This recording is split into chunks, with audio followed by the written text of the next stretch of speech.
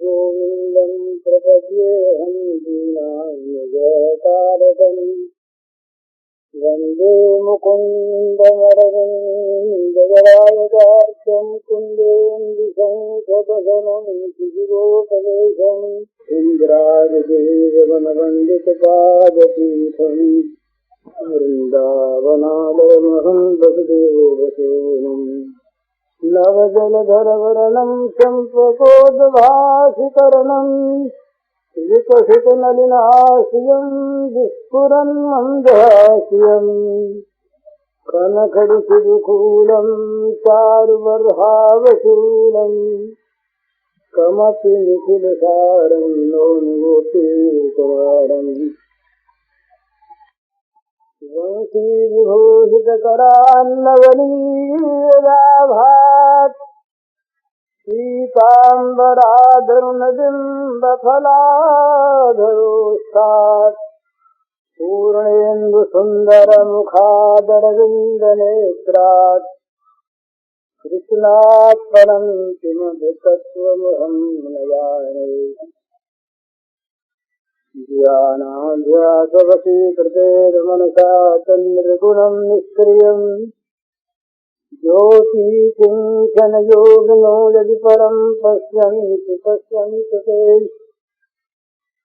अस्माकं तु तदेव लोचनचमत्काराय भूयाचिरम् कालिन्दी पुलिनेषु यत्किमपि तन्नीलं मूढावति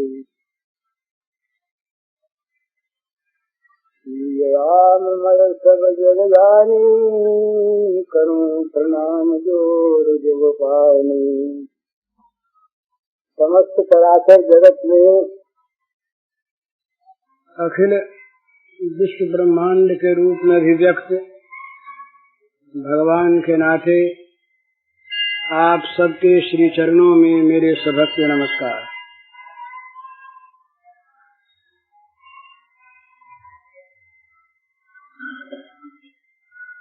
अभी बड़ा सुंदर उपदेश हो रहा था।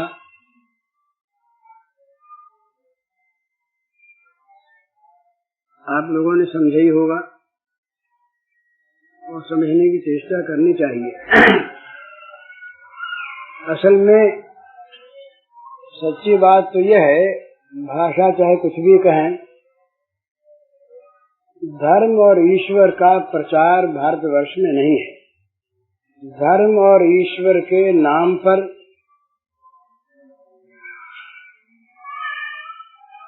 कुछ ऐसी चीजें आ गई हैं जो हमें पतन की ओर ले जा रही हैं। तो अतएव धर्म और ईश्वर का असली तत्व समझकर धर्म और ईश्वर को ठीक ठिकाने से मानना ये बहुत आवश्यक है। और इसलिए ये विषय बहुत विचारणीय है। अब अपने जो चल रहा है क्रम, उस विषय पर कुछ कहना है। चैतन्य महाप्रभु के उपदेश में सनातन के प्रति 3 बातें कही गई। नामे रुचि, जीवे दया, वैष्णव सेवन, यह छाड़ा आर नाही जानी सनातन। ये बंगला का प्यार छंद है। चैतन्य कहते हैं कि भगवान के नाम में रुचि हो, जीवों पर दया हो, जीवों के प्रति दया हो और वैष्णवों का सेवन हो।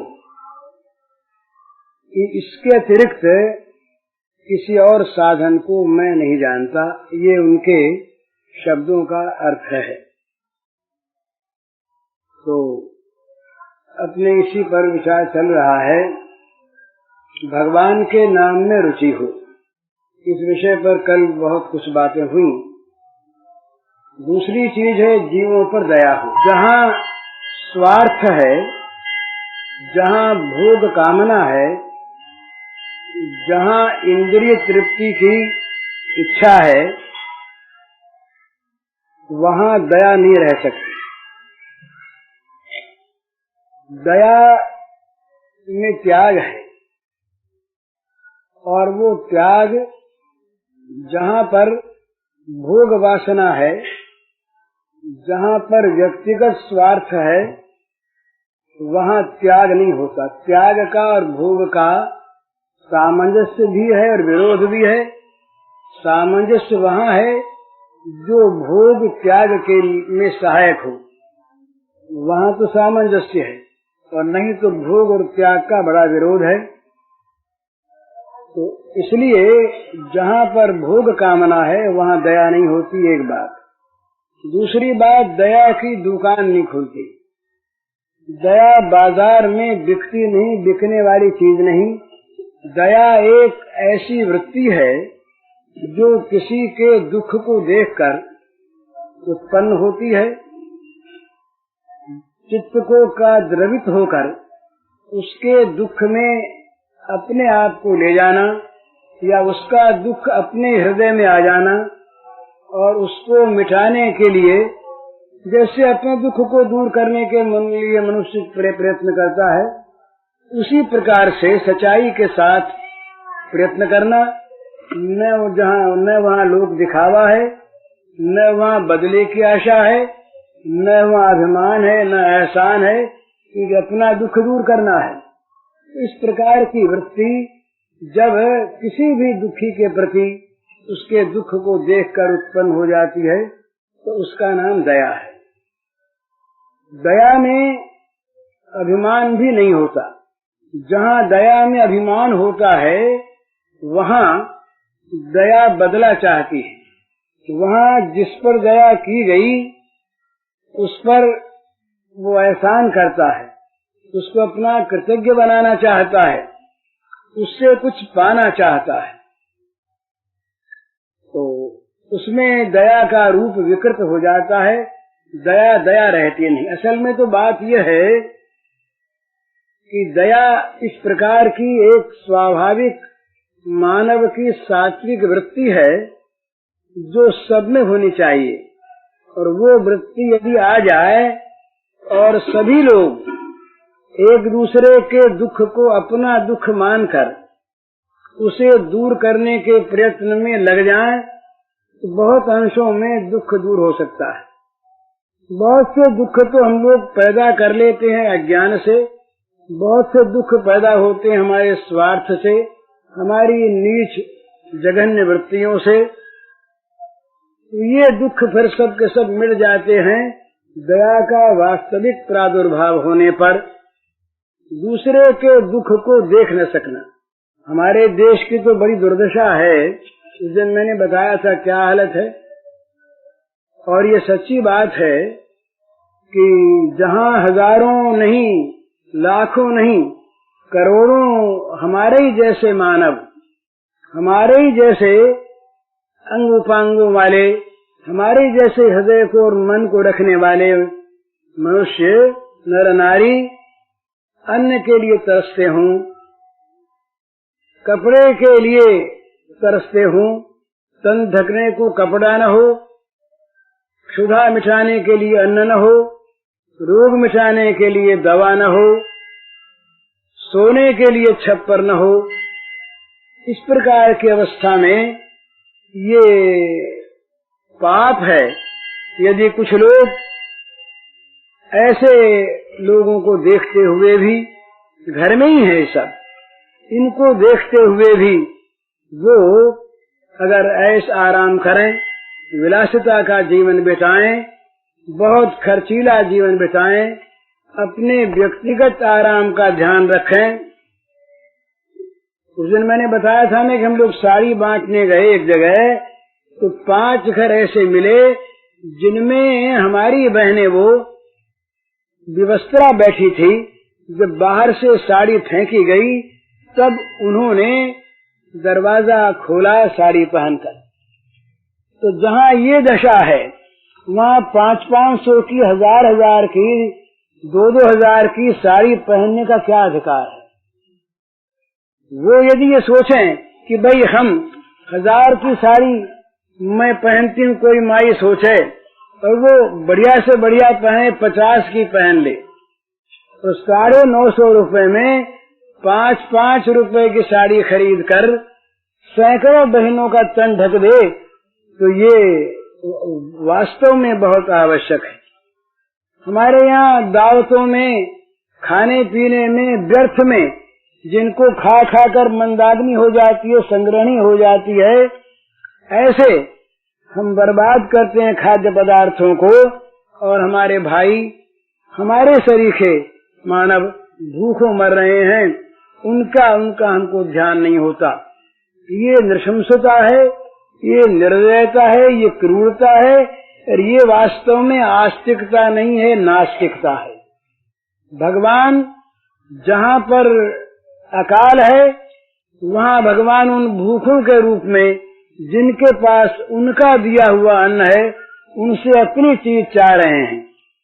जहाँ वस्त्रहीन लोग हैं, वहाँ भगवान वस्त्र चाह रहे हैं उन लोगों से जिनके पास वस्त्र है। वो वस्त्र उनकी संपत्ति नहीं, भगवान की संपत्ति है। जहाँ आश्रय नहीं है, वहाँ भगवान आश्रय चाहते हैं। तो सारे भूतों में भगवान को देखकर नित्य निरंतर भगवान की सेवा में लगे रहना और उसमें अभिमान न करना। भगवान की वस्तु भगवान की सेवा में समर्पित होती है, हम उसमें निमित्त बनते हैं, ये हमारा सौभाग्य है। भगवान ने अपनी वस्तु स्वीकार कर ली और हमें निमित्त बना दिया, ये भगवान की कृपा है, हमारा कुछ नहीं। जो कुछ है इस सारा का सारा भगवान का है। तो इस प्रकार से समझना, ये मानवता का एक चिन्ह है। हमारे अंदर तो सच्ची बात ये है, ये कटु सत्य है, पर ये कहना होता है कि आज हमने उन लोगों की तरफ से आंखें मूंद ली हैं जो अभावग्रस्त हैं। केवल अपनी चिंता, और अपनी चिंता भी केवल अभाव पूर्ति तक की नहीं, संग्रह की चिंता, परिग्रह की चिंता। और वो परिग्रह, वो संग्रह क्या है? वो वास्तव में है उन लोगों का सत्व, उन लोगों के अधिकार की चीज जिनको मिलनी चाहिए, वो हमारे अधिकार की चीज नहीं है। उस दिन मैंने सुनाया था भागवत का श्लोक, भगवान नारद के वाक्य हैं, यावद बृहत जठरम तावत सत्वम ही देहिनाम अधिकम योगिमन्येत स्वस्तेनो दंडमर्हति। जितने से अपना पेट भरे उतने पर अपना हक है, इससे ज्यादा पर जो अपना अधिकार मानता है वो चोर है और उसको दंड मिलना चाहिए। ये भगवान नारद के वाक्य। आज का साम्यवाद इससे बढ़कर और क्या कहेगा? आज समाज में ये कहा जाता है कि भाई जो किसी व्यक्ति के पास सरप्लस है वो समाज का है, ये समाजवाद है। हमारे यहाँ सरप्लस का सवाल ही नहीं, जो कुछ है सारा भगवान का, हमारा कुछ है ही नहीं। हम तो यज्ञावशेष खाते हैं, पर ये चीजें हमारे पुस्तकों में है, हमारे ग्रंथों में है, हमारे सिद्धांतों में है, हमारे जीवन में रही नहीं।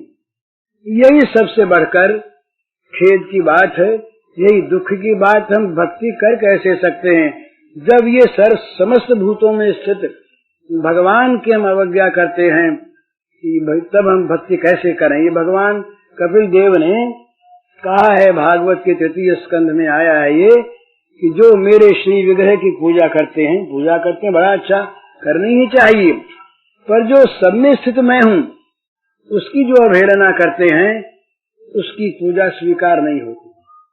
तो सारे प्राणियों में भगवान है, भूस तो सब में। नंगे भूखे हम देखते हैं ये हजारों हमारी माँ बहनें जो किसी पूर्व कर्म के फलस्वरूप जिनके पति नहीं रहे, उनकी क्या दुर्दशा है। तो समाज से तिरस्कृत हैं, समाज से बहिष्कृत हैं। उन्हीं के घर में, उन्हीं के घर के लोग विलासिता में रहते हैं और उन लोगों की ओर बड़ी तुच्छ दृष्टि से, हे दृष्टि से देखा जाता है। ये पाप है। हम देखते हैं कि हमारे बहुत से अनाथ बालक जिनके पास खाने को नहीं है, अन्न नहीं है, वस्त्र नहीं है, असहाय हैं, उनकी तरफ हमारा ध्यान नहीं है। हजारों हजारों देश के विद्यार्थी विद्या पढ़ने के लिए आतुर हैं, तो उनके पास फीस नहीं है, उनके पास पुस्तकें नहीं है, उनके पास ट्यूशन के लिए कुछ नहीं है, तो वो पढ़ नहीं पाते। ये सब के सब इस प्रकार की एक दया के पात्र हैं, जो हमारे स्वभाव में आ जानी चाहिए, अभिमान से नहीं। तो ऐसे लोगों के प्रति हम दया न करें। और इतनी बात नहीं, हम अपने स्वार्थ के लिए, अपनी भोगेच्छा की पूर्ति के लिए, अपने संग्रह के लिए, परिग्रह के लिए हम दूसरों के सुखों का हरण कर लें, दूसरों को दुख में डाल दें और दूसरों के दुख को अपना सुख बनाना चाहें, ये महापाप है, ये भक्ति का लक्षण नहीं। तो इसलिए ये बात समझने की है कि जीवों के प्रति दया, ये भक्त का एक प्रधान लक्षण है, दया।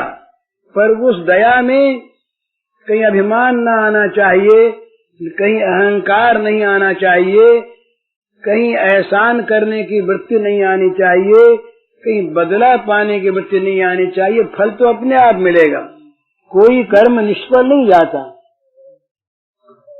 तो एक जगह ऐसा है,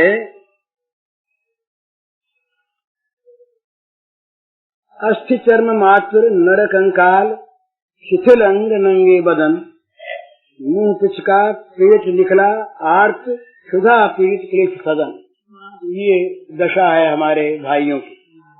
रूपसी बाला परित्यक्ता, अति अपमानिता पतिहीना, समाज से तिरस्कृता बहिष्कृता, अश्रुमुखी अति दीना, ये स्थिति है।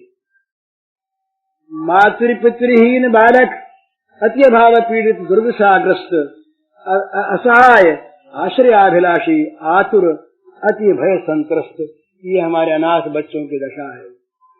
विद्याकामी अर्थहीन संबलहीन छात्र छात्रा, बाध्य हो विद्या विमुख है, भोगते संकट अति मात्रा, ये हमारे विद्यार्थियों की दशा है। दीनहीन मूक प्राणी, गो भैंस अज कुक्कुट कबूतर आदि, हिंसा भय प्रपीड़ित, हिंसक मानव कृत ग्रस्त महाव्याधि, ये हमारे देश के पशु पक्षियों की दशा है। ये सभी प्राणी सदा ही यथा योग्य दया पात्र हैं, इनको पीड़ा देने वाला नर असुर दंड पात्र है। दया मानव की मानवता का लक्षण एकमात्र है, दयाहीन मानवताहीन मानव दानव कुपात्र है। नरकगामी वह नार की यंत्रणा का भागी होगा, फिर आसुर योनियों में जाकर पापानुरागी होगा। ये समझने की बात है। ये दशा ये केवल शब्द चित्र नहीं है, ये वास्तव में हमारी परिस्थिति यह है। आप गांव में जाकर के देखिए, शहरों को छोड़िए, शहरों के आलीशान मकानों को, इन अट्टालिकाओं को भूलिए, उन झोपड़ों में जाइए, उन कुटियों में जाइए जिनके छप्पर पर घास नहीं है, बिचाली नहीं है, पानी गिर रहा है, वो वहां पर बैठने के लिए उनको छाया नहीं है, सोने के लिए छाया नहीं है, अन्न के मारे वो, हमारे यहाँ काल पड़ा था एक बार, तो महाराज ऐसी दुर्दशा कि वो खाने के लिए कुछ मिलता नहीं था उनको, तो वो ये कोंदो मिला करके और उसके साथ घास मिला करके खाया करते थे मानव। ये मैंने आंखों देखा। तो इस तरह की चीजों को देखकर हम मानव कहलाने वाले, हम मनुष्य कहलाने वाले, धर्मात्मा कहलाने वाले, अपने को भक्त मानने वाले, ये मौज शौक से रहें, ये कैसे रहा जा सकता है? ये अन्याय है, ये पाप है। ये कम्युनिज्म क्यों आया है? यद्यपि ये कम्युनिज्म पाप है, अच्छा नहीं। जहाँ हिंसा है, जहाँ द्वेष है, जहाँ दूसरे के विनाश की इच्छा है, आकांक्षा है, वो धर्म नहीं है। पर इसका कारण क्या है? कारण यही है कि जब वो मानव की स्थिति में इतना वैषम्य पैदा कर लेता है मनुष्य अपने में और किसी दूसरे में। मानव मानव को मानव मानना भूल जाता है, तब इस प्रकार की स्थिति स्वाभाविक प्रकृति लाती है। ये स्थिति स्वाभाविक प्रकृति लाती है। वो संग्रह फिर रह नहीं पाता, वो परिग्रह टिकता नहीं, वो मौज शौक, वो भोग विलास रहता नहीं। रूस में जो जार थे, जार का 9 लाख रुपया मासिक अपना व्यक्तिगत खर्च था।